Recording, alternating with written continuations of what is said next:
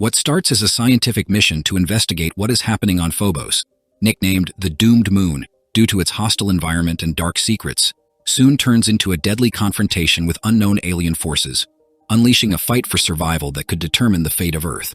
Let's go. At the beginning of the movie, scientists make a remarkable discovery in Nevada and on Phobos, one of Mars's moons. They find some ancient teleportation devices, the gates, and this becomes the main focus of their research. In the first test, a brave volunteer crosses through the gates from the Nevada facility to Phobos. Everyone is thrilled with this scientific achievement, but the joy is short-lived when instead of the volunteer, a pale creature with sharp claws and menacing teeth appears. Meanwhile, on the spaceship Nola, a team of space marines emerges from cryosleep. Lieutenant Joan Dark briefly awakens, still haunted by dreams of her deceased mother. The ship's pilot Morgan welcomes the crew, which includes Captain Savage, Tarek, Winslow, Carly, Rance, Lee, Harry, and Aqua, along with Dr. Bennett, a scientist who once had a relationship with Joan. In the dining hall, the crew, except for Joan and the captain, is lively and chatting. But when Joan enters, an awkward silence falls over the room. Tarek reminds everyone of the upcoming meeting and leaves, leaving Joan and Bennett alone. He congratulates Joan on her recent promotion to lieutenant. Curious, she asks if he has ever visited Phobos before, and he replies no. Meanwhile, the volunteer at the Phobos facility is showing signs of aggression while in quarantine. Dr. Malcolm Betrayal, the chief scientist there, discovers antidepressants in the man's system, raising suspicions that they might be affecting his post-teleportation condition. Despite this setback, the scientists are determined to continue testing the gates. Dr. Khan is worried about the council's reaction, fearing they might suspend the tests until the problem is resolved. However, Betrayal advises staying focused on the successful teleportation of the man from Nevada to Phobos and volunteers for the next test. On the Nola, Captain Savage briefs the crew about the Phobos facility, describing its 3 levels: basic amenities on the first, computer systems and maintenance on the second, and laboratories with a fusion reactor on the third. Despite the surprise about the nuclear power source, Dr. Bennett assures that it is safe. The real challenge, however, is the unstable environment of Phobos, which has earned the sinister nickname of Doomed Moon. As the crew debates the mission, Winslow questions why they were sent there, especially considering only one member recently made a mistake. Joan, knowing she is the main target of the discussion, insists on direct communication. She was recently punished for insubordination, which resulted in severe consequences for her entire team. The distance and isolation now surrounding her lead Winslow to blame her for their current situation. Captain Savage intervenes, emphasizing that success or failure is collective, and dismisses the team to prepare for the imminent landing. At the Phobos base, Dr. Betrayal prepares to cross the portal. Veronica, a new member of the medical team, conducts his pre-trip examination. Betrayal reassures her, and with the gates activated, he crosses through. Suddenly, a sudden power surge plunges the facility into total darkness. Veronica, seeing an injured person, rushes to get the first aid kit, but is startled by a growl from behind. She screams and turns to investigate. Meanwhile, the spaceship Nola docks at the base's landing platform. Morgan tries to contact the control tower without success. Frustrated, he instructs Daisy, the ship's artificial intelligence, to try establishing communication. Captain Savage arrives, and Morgan informs him of the situation, but even Daisy struggles to penetrate the facility's systems. The captain then contacts Joan and Bennett to discuss the next step. Bennett mentions a hidden entrance on the landing platform, discovered in his previous research on the base. Using Nola's camera, he demonstrates the existence of this entrance. A call from Martian Command confirms that a team managed to access the laboratory, and they receive the mission briefing. Gathered together, the crew discusses the action plan. Captain Savage reveals that the facility's system went offline approximately 20 minutes ago, and that their urgent mission is to restore it. Tarek questions the importance of this, and Dr. Bennett explains that critical experiments are underway, requiring continuous monitoring. A failure to restore the system would result in years of scientific progress lost. Savage plays the last distress signal received from the facility, a tumult of growls and screams. After dismissing the team, Captain Savage consults Morgan about an emergency evacuation plan. Morgan assures that Nola can depart quickly if necessary. As the crew prepares for the mission, Winslow raises the possibility of facing extraterrestrial beings. The lack of historical evidence for such an encounter makes Tarek disagree. With everyone ready, Morgan extends the bridge to the facility's hatch. However, at the moment of connection, Nola experiences a sudden blackout, leaving everyone in darkness for a tense moment. Luckily, the power returns quickly, allowing the crew to enter the facility without further incident. The indicators for oxygen, gravity, and toxicity were within safe limits, but Bennett made a troubling discovery. The energy reserves were critically low. He promptly informed Joan, who suggested alerting Captain Savage immediately. As they advanced through the main corridor, Bennett emphasized that they had only 90 minutes before the situation became irreversible.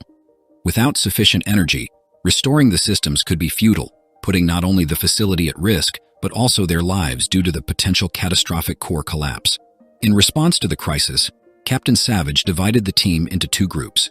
Bennett, Rance, Carly, and Aqua were assigned to the reactor, while Joan led Tarek, Winslow, Lee, and Harry in the search for the main server. Everyone anxiously awaited Savage's signal to determine if they could proceed with the restoration or if they needed to abandon the mission. Equipped with the map provided by Daisy, the groups explored the second and third levels of the facility. Joan's team was the first to encounter a gruesome scene, a headless corpse, soon identified as a UAC Marine. Further ahead, Tarek noticed blood inscriptions on the walls, suggesting an ancient and mysterious origin. Joan immediately requested Daisy's help to translate the writings, revealing an enigmatic message about claiming and fate, involving extreme actions and no escape. Captain Savage was consulted and decided that advancing was necessary. Meanwhile, aboard Nola, Morgan found himself involved in an inexplicable twist. Daisy's navigation system was hacked, briefly displaying texts in Sumerian that confused everyone on board. While they tried to react to the situation, both teams faced orientation challenges within the labyrinthine facility. Joan ordered Daisy to urgently restore the connection to the server, but issues with the AI further complicated the situation. On Nola, Morgan struggled to re-establish contact with the team, frustrated with repeated communication failures. Desperate for a solution, he planned a maneuver to elevate to Mars's orbit in search of better reception. However, Daisy surprised everyone by refusing to depart, her voice taking on a sinister and unsettling tone. Suddenly, Nola's engine failed, plunging the ship into silence. Morgan felt a chill down his spine upon hearing a strange growl behind his chair, slowly turning to confront the terrifying presence of an unknown alien. Joan was determined to locate the server with Daisy's help, but ended up getting separated. While searching, Lee noticed suspicious movements nearby and called Harry to investigate. Meanwhile, Tarek discovered a crouched figure, and upon following Joan's notification, he encountered a man devouring another human. Unable to avoid it, he was brutally attacked by what seemed to be a zombie, which tore out his throat. Winslow arrived too late and met the same fate, only managing to eliminate the threat with a precise shot to the head. When Joan finally appeared, she witnessed the gruesome scene before her. Meanwhile, Savage's team detected survivors nearby, Veronica, a scientist, and Glover, the facility's chaplain.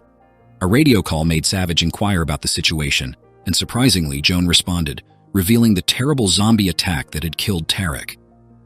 Lee and Harry soon joined the conversation, sharing their own frightening encounter with a zombie-like creature. Joan investigated the fallen body and discovered that it was a UAC geneticist.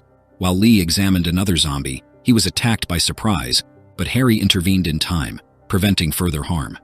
Chaos soon erupted when Savage's team was ambushed by a coordinated zombie attack. Daisy deactivated the communication lines, which attracted more zombies, overwhelming the Marines with their sheer numbers.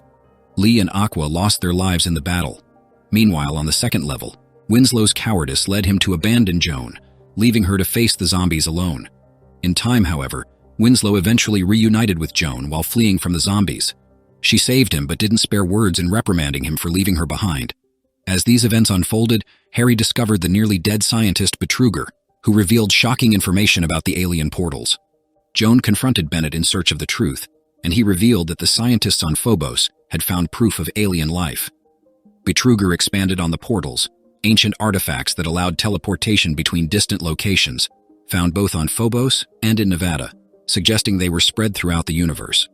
Joan began to question if the events were a result of activating these portals, but Betrayal claimed to have no knowledge, mentioning only blackouts after traveling through them.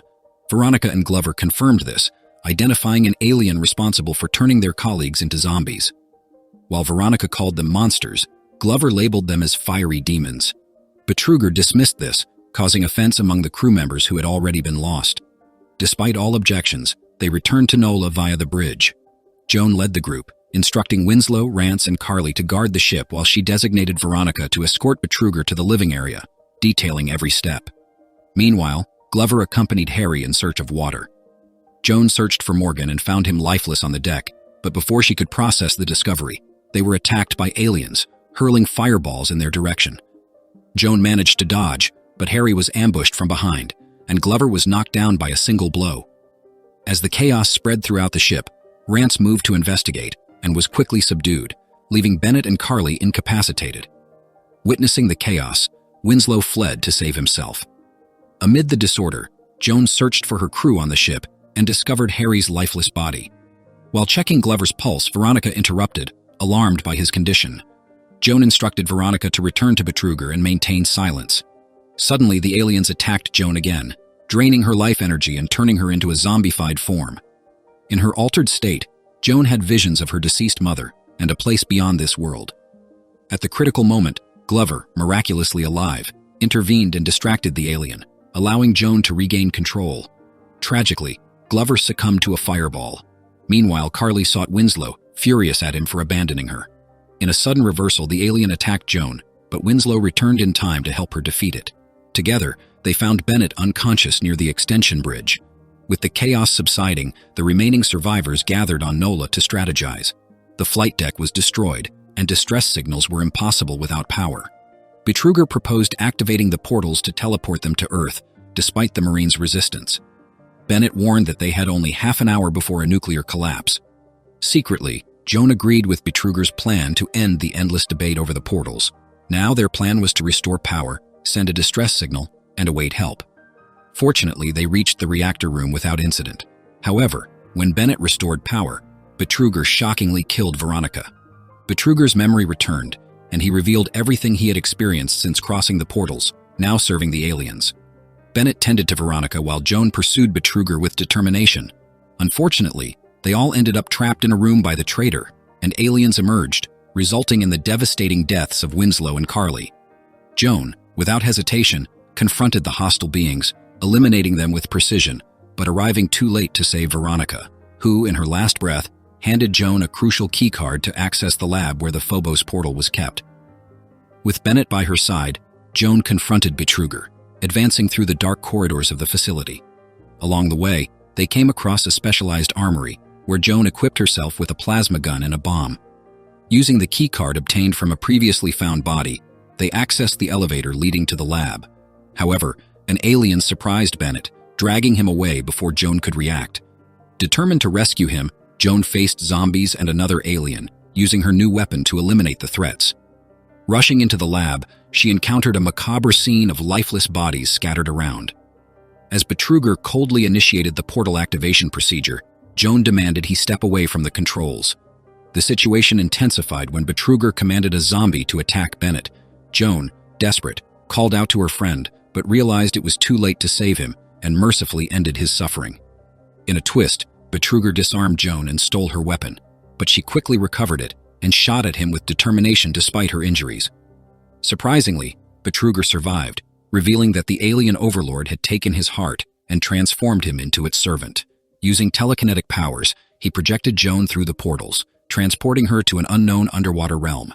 There, Joan recognized a mysterious structure she had seen in earlier visions, and the sinister overlord Stanga manifested, mentally manipulating Joan to drop her plasma weapon. He proclaimed his desire to conquer Earth and eliminate humanity, considering it a universal plague. As hordes of aliens advanced on her, Joan acted quickly, recovering her weapon and shooting Stanga. She then ran toward a nearby portal, throwing plasma grenades to hold back the creatures pursuing her. To her surprise, she emerged before Khan, who questioned why she had come through the portals instead of Betrayal, confirming they were back on Earth. Joan urgently warned them to close the portal, but she was discredited due to the effects of teleportation and sedated by the team. The film concludes with the portals reactivating, and Khan, initially mistaking a noise for Betrayal's return, while Joan remained conscious of the imminent danger.